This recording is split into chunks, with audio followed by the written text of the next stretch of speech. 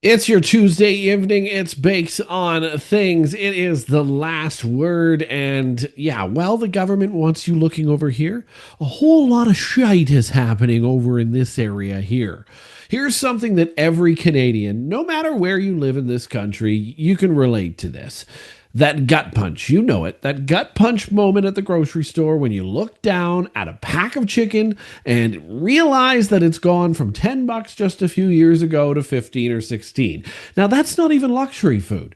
That's just tonight's dinner, a basic pack of chicken breasts. And it's not some one off store gouging you either, it's all of them. It's everywhere. And this week, a story out of Ottawa perfectly captured what millions of Canadians are feeling. A new Canadian, Victoria Lavrenenko, I hope I pronounced that right, moved here from Ukraine about 3 years ago. And when she arrived, four chicken breasts were about $10. Now they're consistently 40 to 50% higher than when she arrived here. And here's the kicker in all of this. You guys have all lived here your whole lives. She lives in a neighborhood with five major grocery stores within 3 kilometers. She's got a Loblaws, a Metro, a Food Basics, a Farm Boy, and Produce Depot nearby. That's textbook competition. There should be competing price theory here. In theory, competition is supposed to drive prices down, but somehow in Canada, it's driving profits up instead. Let's go. Welcome to Bakes on Things. Welcome back to Bakes on Things, the last word. Don't forget to like, subscribe, and join our conversation down below. It's all about the competition myth in this country tonight. Not just grocery stores, retail, the Liberal government, and its corporate allies. Keep telling each and every one of you that inflation is complicated. Just don't worry about it. Look away. That it's Russia's fault, Donald Trump's fault, climate change, or global supply chains. And yes, those things probably all do matter to some degree. But come on, 3 years after supply lines reopen and chicken pricing is where it is. I mean, as much when there's five stores in shouting distance, this is as much as it is. I don't understand. That's not how competition works. What we actually have isn't competition, it's consolidation. A handful of companies, people like Loblaw, Empire, which is Sobeys and Farm Boy, and Metro. They control almost the entire grocery market in this country. These brands pretend to compete, but they're really subsidiaries of the same few parent corporations that coordinate prices, promotions, and shelf space. They're all in this together. It's like a cartel in our grocery world.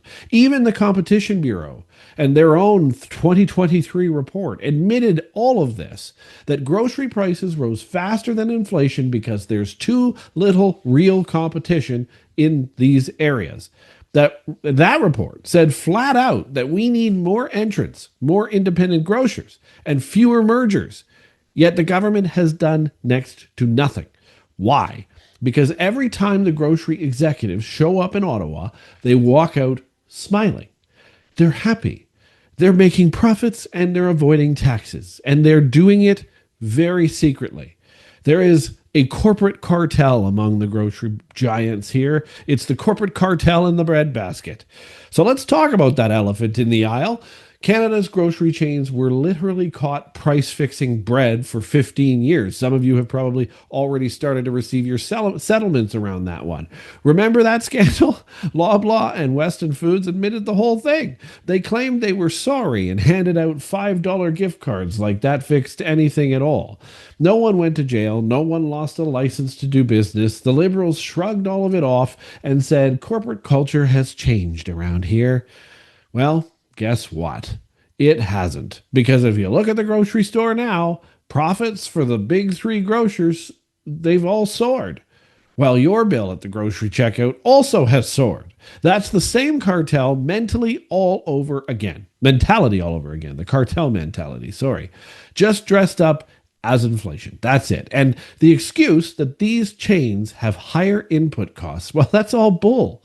Farm producers and truckers are still scraping by themselves. The markup happens between the farm and the shelf somewhere. The very link controlled by these oligopolies.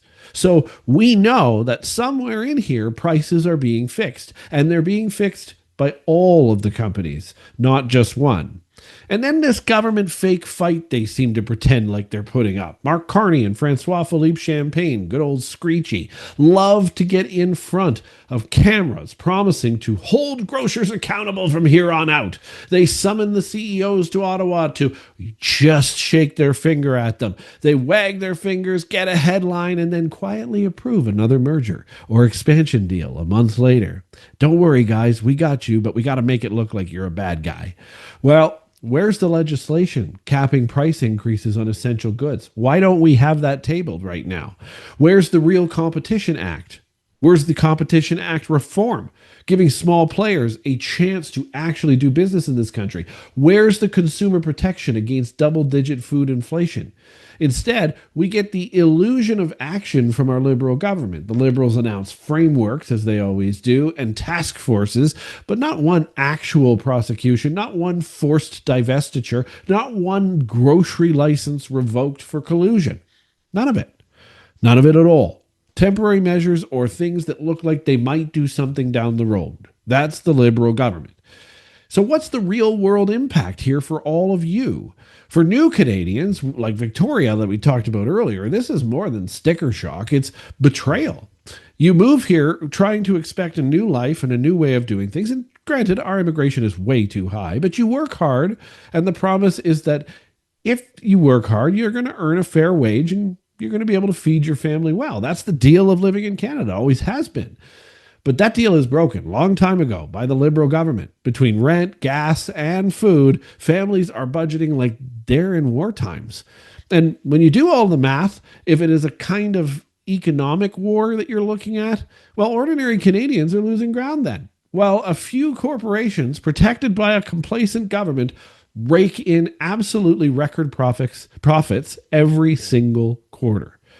If Victoria's neighborhood with 5 full grocery stores can't deliver lower prices, what chance does anyone in small town Saskatchewan, Nunavut, or even Atlantic Canada have?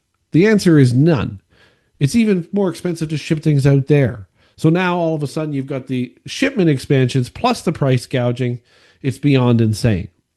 So what needs to change? Well, here's the real leadership and what it should look like if we were to ever see it happen. First thing they would need to do is bust the oligopoly, block mergers, force divestitures, and create space for independent grocers and regional grocers. Then you need to tax these excess profits that are earned during inflationary periods and redirect that revenue to lower income grocery rebates. You need to reform supply management rules so domestic producers and small distributors can reach shelves without paying corporate gatekeepers. You need transparent pricing laws, ones that make total sense not just to the grocery company but to citizens so they can hold them accountable, that show consumers exactly how much of their bill is a corporate markup and how much is really the price of goods. Instead, the Liberals keep protecting their donor class, the Bay Street food giants, while blaming global forces for all of this trouble. But the truth of the matter is, Canadians are not stupid.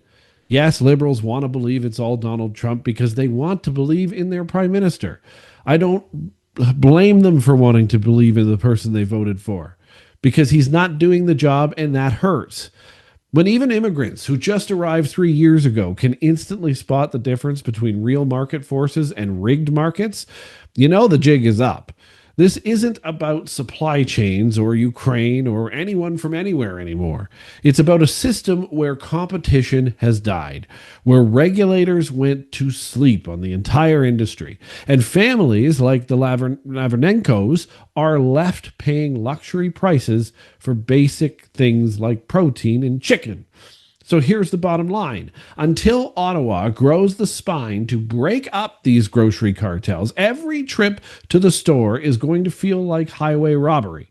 That's how it feels already. And that, Canada, is why your chicken costs $15. And why the only thing truly free in this country anymore is the spin coming out of the Liberal government, their mouths, and the mouths of the mainstream media. Thanks for watching Bakes on Things, The Last Word. I hope you enjoyed this show. Don't forget to like, subscribe, Join the conversation down below. What are you seeing in your local grocery store price-wise? Are you feeling this cartel? Are you feeling the hurt?